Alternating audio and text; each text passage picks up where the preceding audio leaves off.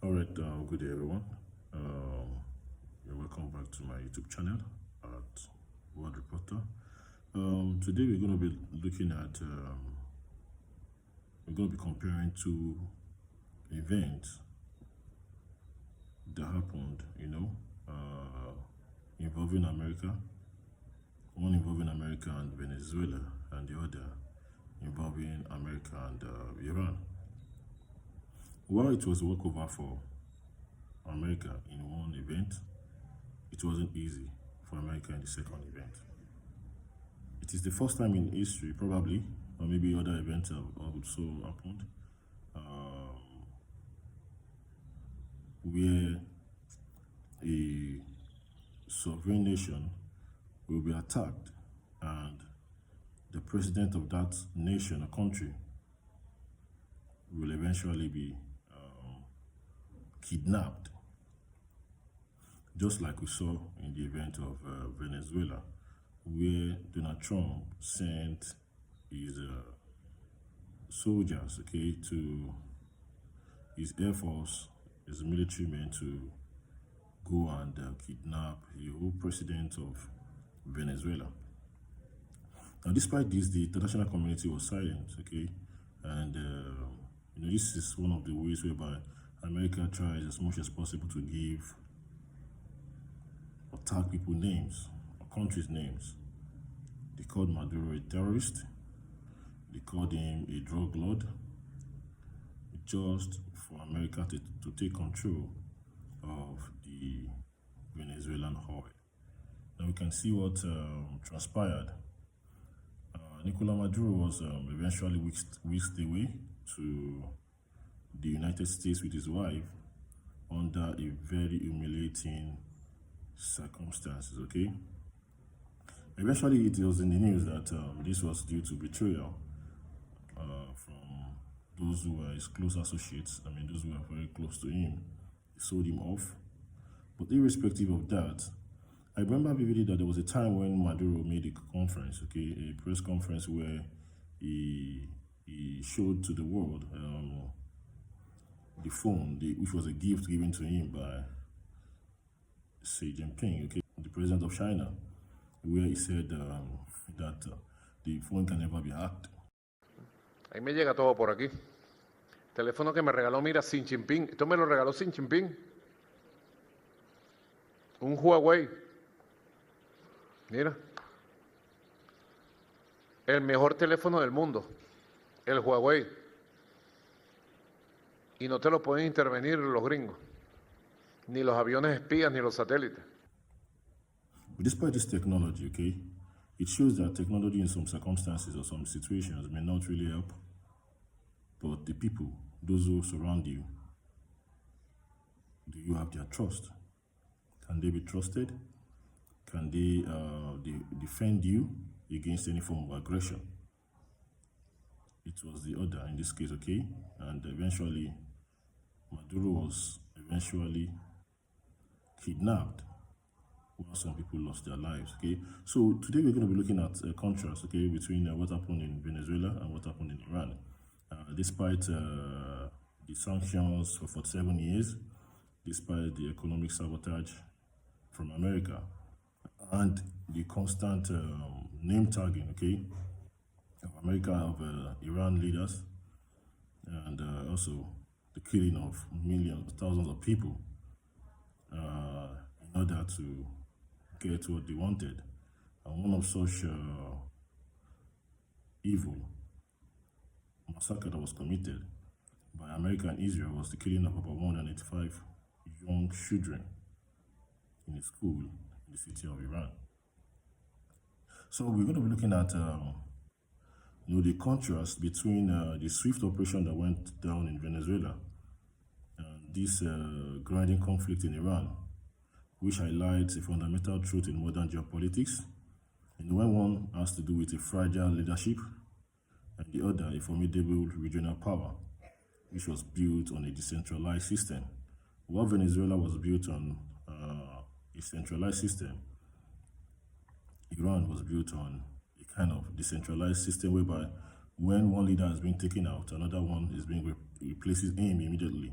Okay, now The difference in these in the outcomes, okay, boils down to number one, their military composition, their geography, and also their political will. So let us take this one by one. So how easy was it to capture Maduro?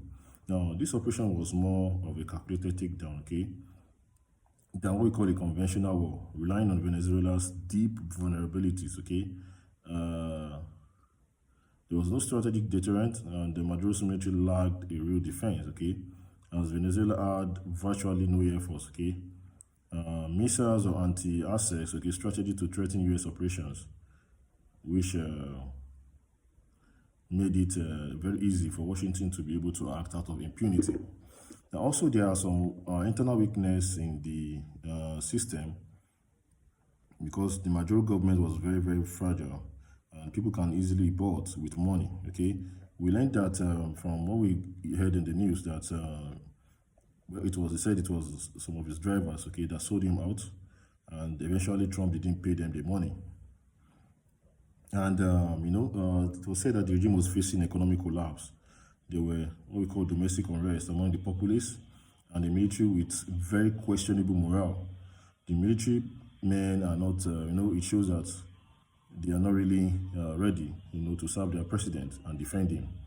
And they are willing to take any available opportunity to ensure that the government is being toppled. Well, that is what we heard in the news.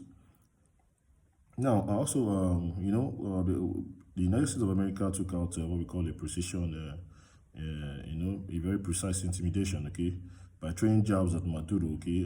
It was saying that America had to, send its warships to the coast of Venezuelan coast. First they killed some fishermen, and they called them drug distributors, okay, and they had their submarines, okay, on the sea close to Venezuela, and they were really prepared for a war against Maduro, but no action was taken on his part, okay, to see that these events were quelled, okay. Now, what the USSD was to use a multi-layered approach, combining cyber warfare, airstrikes, a naval blockade, and also they placed a $50 million bounty and targeted covert ops to put the regime on the defensive. Okay, so this had to make Maduro was just trying to defend himself, to the members of the public that he was not a drug lord. He was, he was not an aggressive individual. He was not a dictator. He was trying to explain, to the people, to convince the people that he was not really what the public, okay, the United States of America called him, okay. So by trying to be defensive, okay, this really, didn't give him that room, okay, to really strategize and prepare himself for the final blow, which America was about to deal with him, okay. And so he took the bait, and eventually he was captured, okay. Now, what America did was to send an elite force, okay, consisting of commandos, okay, that were fully prepared, okay, and they've already, surveilled the presidential compound, okay, and they already have their plans from the insiders, okay, where they could really infiltrate, okay, the Venezuelan presidential compound. And at the end of the day, they were very successful in infiltrating Maduro's, circle after killing some soldiers, okay, on the ground who we were told were Cubans, okay. We were able to eventually, capture Maduro at the end of the day, and they whisked him away in humiliation to the United States of America. Now, why was it that Iran was a tough nut, okay, to crack for America? Now, in stark contrast, we can say that Iran possesses the key attributes of a very ardent military.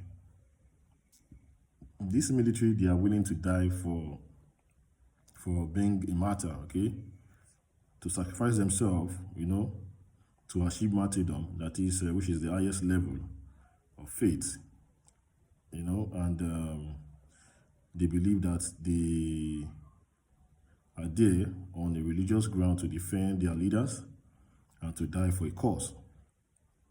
And this made it very, very difficult, okay, for America to be able to topple Iran.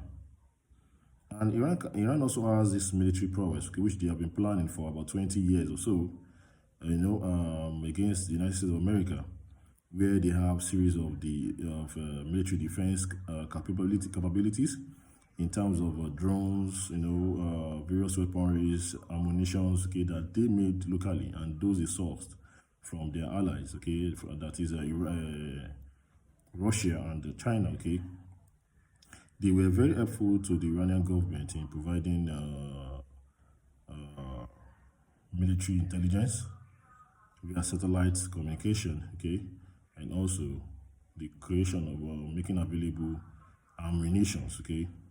For what I think was that I think China had so many weapons in their arsenal, okay, that they really wanted to test, and they are unable to fight with Taiwan, okay, and Iran was also a level playing ground, okay, for them to be able to test some of their weapons, okay, and looking at the events that unfolded, okay, this was an opportunity for them to be able to test their weapons, and so many of those weapons were shipped down to Iran, and some of them were eventually, re-engineered by the Iranian military, okay? So at the end of the day, we have the Shahid drone, which really caused a whole lot of damage to the American bases, okay, in the GCC regions, and also in Israel, where a lot of buildings, military bases were destroyed, barracks were destroyed, and military personnel were killed, okay? Okay, so and also, they were able to launch, huge barrages of ballistic missiles and drones to overwhelm defenses, okay, with key facilities hidden in deeply buried underground bunkers. So this conflict already will devolve into a very grand war of attrition, okay. Now, when we talk about the war of attrition, that is, since Iran does not have that capability to be able to reach the United States of America directly, it was an opportunity for them to be able to attack the various military bases owned and assets owned by America in the various Gulf regions, okay? So with their military capability, they were able to they had an advantage, okay, to be able to reach those assets, military bases across the Gulf countries, such as, Bahrain, Jordan, Iraq, they also have in Kuwait, they have in Saudi Arabia, okay? So this was a very great advantage for them, okay? And another thing is that Iran has a very rugged terrain, okay? Because they have mountains, okay? They have mountains scattered all over the places, and it won't be that easy for America to really have their soldiers on the ground. So, and for them to be able to have control over strategic places. And also the Strait of Hormuz, okay, which accounts for about, from what we learned in reports, that does account for about 20% of the global world oil, the global oil, and Iran has control over this strait, okay, and they were able to block ships from sailing or from passing through with oil. So at the end of the day, they were able to have economic advantage in this by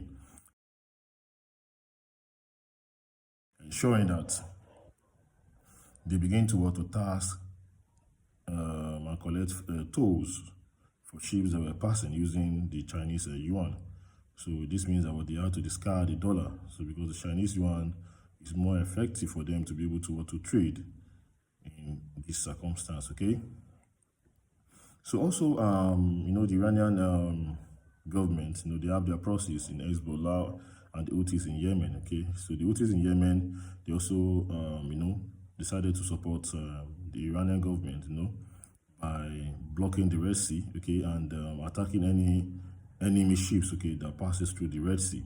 And also the Hezbollah faction in Lebanon, okay, they were also engaged in war with Israel in the south of Lebanon and the north of Lebanon. Okay, so this shows that if not for the backing of America, Israel can easily be defeated, and it's an act of injustice, okay, for America to support Israel in this situation, despite that they've come out to say that they do not have any nuclear weapon, and they are not interested in building one based on the faith. But eventually, America was able to target their leader, Ayatollah Khomeini, and they killed him, and they killed his granddaughter too, and to kill some family members. And now, the Iranian government, they have a new leader, who is the son of the late Ayatollah Khomeini. Okay, you cannot compare the whole in their form of ideology with the new, the youths, okay, the younger ones, because the younger ones may be more aggressive than the older ones. And we learned that, the Ayatollah over the years have tried to prevent the Iranian military from developing missiles that can go as far as 5,000 kilometers. And they had to stop at 2,000 kilometers. Now that America had done the wars, by attacking them, they've decided to think ahead and begin to develop more advanced weapons that can bring down America and its allies. Okay, so recently we saw the what's called the mission. America was trying to they tried to carry out in the disguise of having some air pilots being trapped in Isfahan, but eventually the news broke out that America was just tactically trying to send in soldiers on ground to retrieve the enriched uranium, okay, from Isfahan, okay, where they have their nuclear site. Okay, eventually it was a disaster for America. A lot of military aircraft were destroyed, and eventually it was a failed mission. Though it has not been really announced, but I think there are casualties, okay, in this expedition. Eventually, America had to give up, okay, so they had to turn back their soldiers and call for a ceasefire. But eventually, as we speak, the ceasefire was broken within a couple of hours by the state of Israel under Benjamin Netanyahu. They started attacking Lebanon again, and they killed more than 250 people in one single day. This is very, very evil. And the world has to, rise up against this evil machination by Israel and the state of America, okay? And, the final thought, when we look at the difference between the two states, Venezuela and Iran, we can easily decipher that, the Maduro government has a very weak military, and trust is missing, okay, in among the people, especially those who are close to Nicolas Maduro. And when people are fond of, they can't do anything for money, just to be financially rich at the expense of the state. This is a very, very big problem.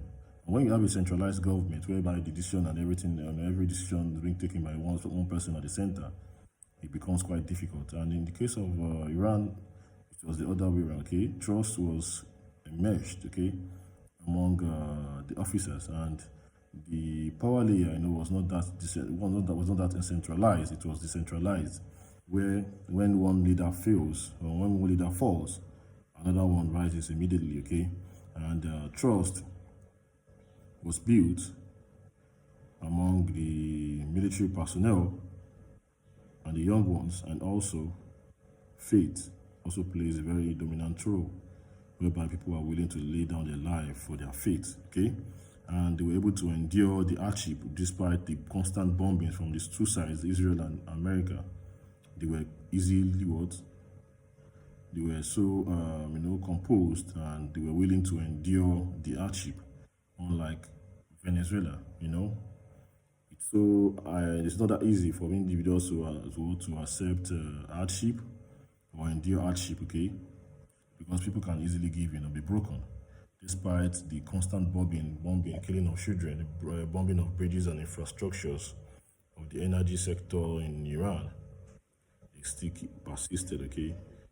And they're not willing to lay down their weapons until they achieve their goals in the long run.